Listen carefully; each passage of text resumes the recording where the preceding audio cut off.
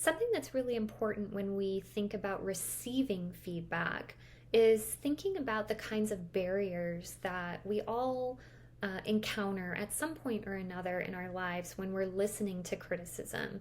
So, just like there are listening barriers and other kinds of psychological noise that happens in communication processes, when we're involved in a situation where we're receiving feedback, especially if there's power, right? Like there's something at stake. So it's in an interpersonal relationship and we value the other person's opinion of us, or if it's at work and we want to be perceived as a good worker with good work ethic and having done right at our jobs, sometimes it can be difficult to listen to feedback. So again, this is why Douglas Stone and Sheila Heen wrote this book about receiving feedback well. A lot of times we focus on how to give it, but we don't really think about how to receive feedback well. So this is from their book again, and I love that they identify these 3 triggers for receiving feedback: the truth trigger, the relationship trigger, and the identity trigger. And this really boils down to a truth trigger being when someone says something to us and we just think that's not right, that's not true, that's not accurate, that's not factual.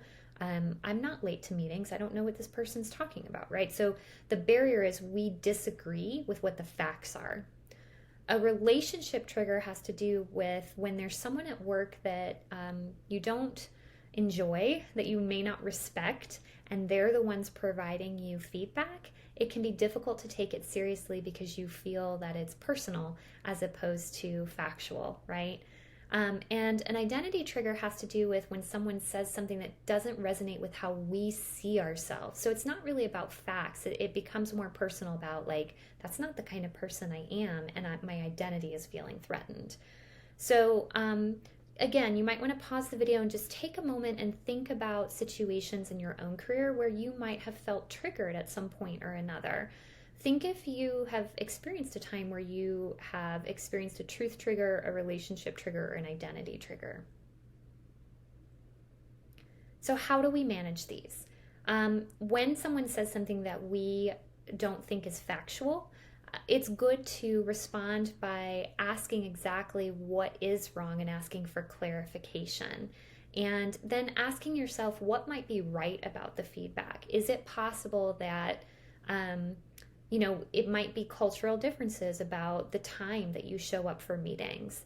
But it's good to kind of step back and think about all the different sides and perspectives of how a particular event or behavior or comment might be construed.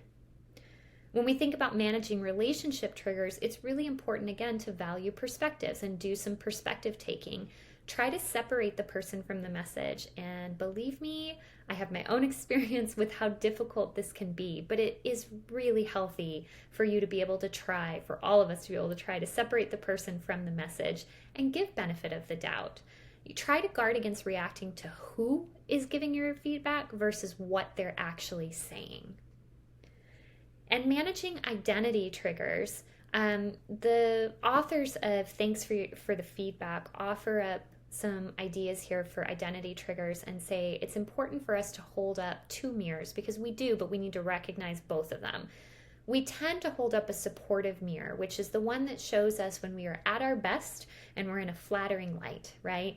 But we also should learn to take out the honesty mirror too, which is the one that shows us when we're less than our best and in an unflattering light. So sometimes somebody might say something, for example, it's very important to me, if you can't tell from my personality, that the people that I work with understand that I am compassionate and I strive very hard to create an environment, a work environment that is supportive and encouraging of others. So if someone were to tell me this comment that I made in a meeting was inappropriate because it didn't value someone's idea or perspective, that would be very hurtful for me on a personal level. Like I'd be like, but that's not me, right? But the reality is that we all are going to say and do things and make mistakes sometimes and do things that cause problems in the workplace or in our interpersonal relationships with coworkers.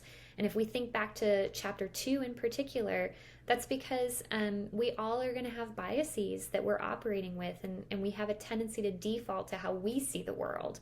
And so being able to, again, step back and think about how someone else might view a comment or a behavior can be a really good learning opportunity for us. It can also be really difficult to see ourselves clearly. There, on your screen are some examples of some common misperceptions.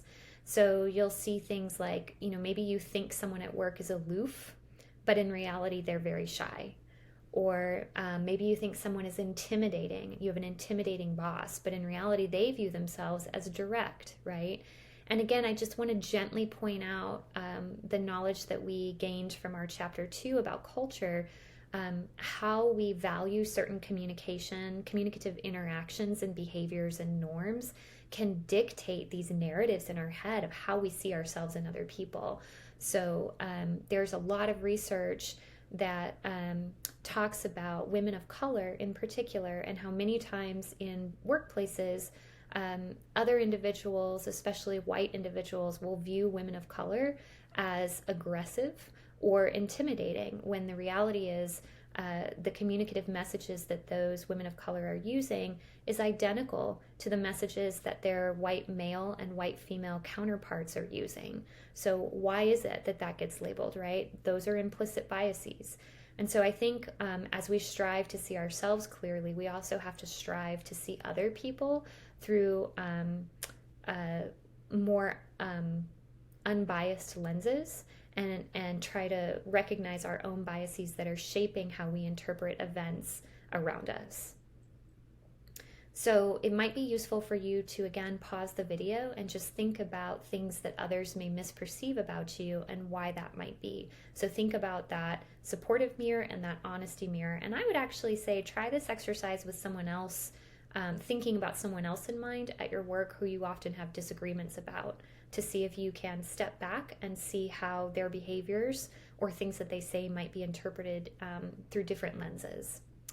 So how do you manage these triggers? Well, I like this table that, again, is from the textbook because they offer you very specific strategies for how to listen in these moments, and also some really useful questions to ask, which is always great, right? Because when we ask questions, we appear, if they are not passive aggressive, we appear to be hungry to learn, and indeed it opens us up to learn. So if you look at the first box of truth triggers, when you hear someone give you feedback and you think that's wrong, that's not me, listen for data that this individual might have that you don't. And if it still doesn't make sense to you, ask questions. Could you give me an example? Well, what did that mean to you? Well, what are your concerns? What do you see me doing that's getting in my own way? And think about impact. A lot of times we focus on our own intentions, but despite the best of intentions, we might still be impacting those around us in a negative way. So try to search out, what is the impact of the behaviors or communicative actions that you are being told you're doing? With the relationship trigger, try to switch tracks that add a relationship topic to the discussion. And questions to ask. Think about saying something like, help me understand your feedback, and then I want to talk about some of my relationship concerns. That's a brave, bold, but really healthy move. What do you see me contributing to the problem between us? Again, seeking honesty and trying to get to the heart of what's going on. For identity triggers, thinking about your own wiring and also opportunities for you to grow and learn. So help me put your feedback in perspective with how you view me overall.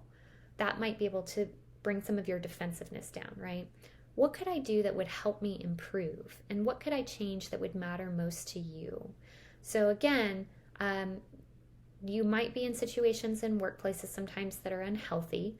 You can do your best to try to cultivate healthier and more effective relationships with your coworkers, your boss, etc., just by doing some perspective taking and some question asking.